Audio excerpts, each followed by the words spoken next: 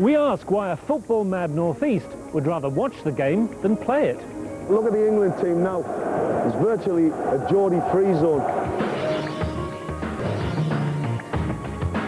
I'm Chris Jackson, and this is Inside Out.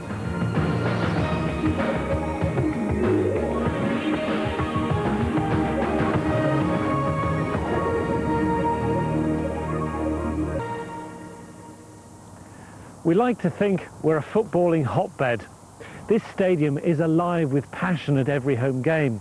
But the truth is, the number of people actually playing the sport is in decline.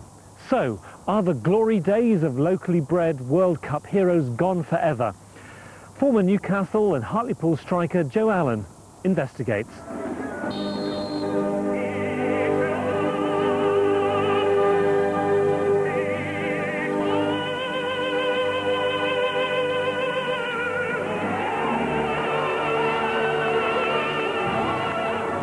Football, there's no game quite like it for generating so much passion, so much hope, for players, supporters and that army of volunteers who help keep the game alive.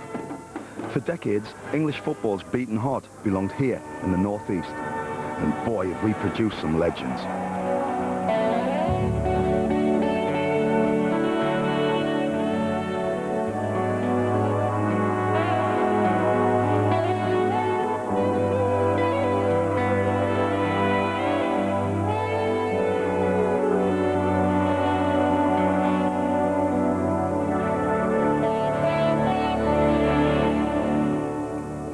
And who can forget Gaz's tears in 1990 as we came so close to World Cup glory, with Geordies leading the way on and off the pitch. Looking back to Italia 90, there was obviously a very strong Northeast influence there, with Bobby Robson as manager, Brian Robson certainly in the first part of the tournament as captain, and Peter Beardsley and Chris Waddle, who were part of a Newcastle United side at that time that didn't in fact win any trophies, but they as individuals made a contribution to the England team. Football's still a huge draw today. You want proof? It's match day in Newcastle, and there's only one place to be. Great Geordie! It doesn't get much better than this. We should still be up there. But look at the England team now. It's virtually a Geordie-free zone. Why? What's happening at grassroots level? A fun and enjoyment, losing out to ranting coaches, obsessive parents, and 8-year-olds in specialist positions. Do those great breeding grounds, the boys' clubs have a future? And where do the big clubs' academies fit in? Are they working, or is it a wider issue of money and lack of facilities?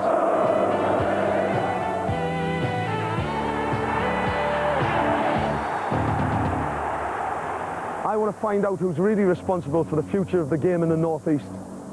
And I want to find out if we can be great again. I've been lucky enough to compete at the top, to play with Roeder, Peter Beardsley and Gaza, to wear the number 9 shirt and score at St James's Park. And this is all you needed when I was a kid.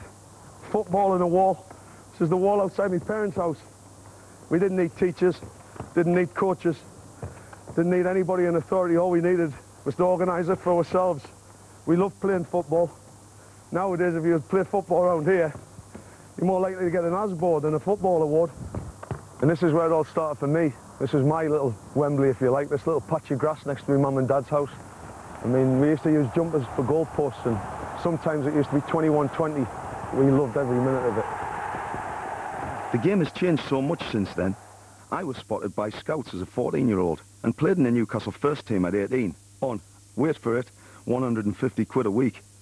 Today, it's all very different. The big clubs like Newcastle now breed their own talent in multi-million-pound purpose-built academies. They divide opinion, but one man who believes in the system is my old club captain. Before he got the manager's job, he used to run the academy.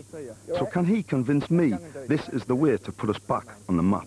Well, without doubt, if you was to produce one first-team player per season from your academy, you'd be absolutely flying. I mean, nothing's impossible, but you know, it's very close to being impossible to get one player good enough to play at the highest level in the Premiership a season. But that's what you're trying to do. So there are obviously a lot of boys that come through the academy who you know, come in with that dream at 6 and 7, and unfortunately it doesn't happen for them. But we give them every help we can, and hopefully, you know, one or two of those God-given talents will pass through our academy and go on to be great players for Newcastle United. But is one player a season a good enough return to ultimately see the England team benefit? Before facilities like these were around, we relied on unofficial academies in the North East. Run on a shoestring by volunteers, these charities became synonymous with a success rate in the national team most academies would envy. I've come today to Wallsend Boys Club. It's a boys club steeped in tradition. It's produced legends of the past, the likes of Allon and Peter Beardsley. I've come to see if they've still got a future to play. This, for me, you know, obviously I'm biased because I'm from here, but this was massive for me, and I think it'll be massive for the kids of the future. You know, I think academies are great, but I think obviously boys clubs are the thing where get kids started. You know, academies start 8 and 9, but boys clubs are for me the main route into football. But you were playing in the World Cup finals at 25-year-old. I mean, without them boys club influence, you would never have had that opportunity. Oh, definitely not. You know, I owe a lot to Wallsend, and that's why I'm still involved. You know, luckily they're going to move to new premises in about a year and a half, which is fantastic. They've never had their own pitches before, and they're going to do that, so that'll be a big bonus. At the heart of the issue is participation. Surely the more people who play their game at grassroots level, the better the chance of creating more stars. And the latest figures don't make healthy reading. I find it hard to comprehend that the number of people playing league football in the North East is below the national average. It seems unbelievable. The 11-a-side game I know and love, which made this region great, is in decline. What we need to improve facilities, such as changing facilities. Certainly the pitches is a big issue. We've got to try and make it affordable to everyone. Certainly the higher now of some of the local authority pitches, and for lots of youngsters who perhaps are not earning a lot of money, is a big issue. And most of all, it should still be fun, encouraging natural flair. Well, if that's true, then they should have no excuses here in Ashington. It's Saturday morning, and these new pitches are packed with young'uns going through their paces, and they clearly love it. It's great to see. But according to the FA, much still needs to be done.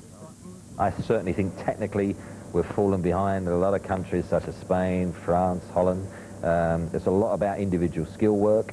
We're still just over 40% of all starting lineups in the Premier League are English. Well, in Italy, who just won the World Cup last year, they're up to 70% now. Spain, France, they're in the 60-odd%. Germany and ourselves are still stuck in the low 40s until we raise that level.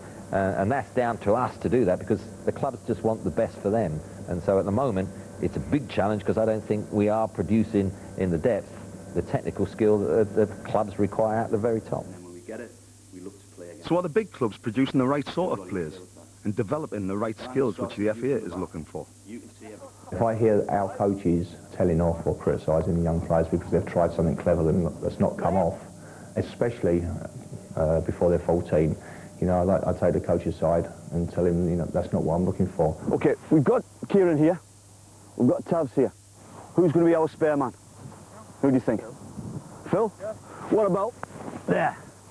I want to encourage flair, encourage skill, and that is the years that when they're going to learn it, from the time they're 5, 6, right the way up to they're probably 12, 13. In those band of years, those 5 or 6 years, that is when they're going to learn most of their skills and techniques. Once they've learnt them, they will improve as they get older, but it's set in them. They may be poles apart, but it seems to me that academies and boys clubs have got their own systems and will continue to stick to them. But the issue is more fundamental.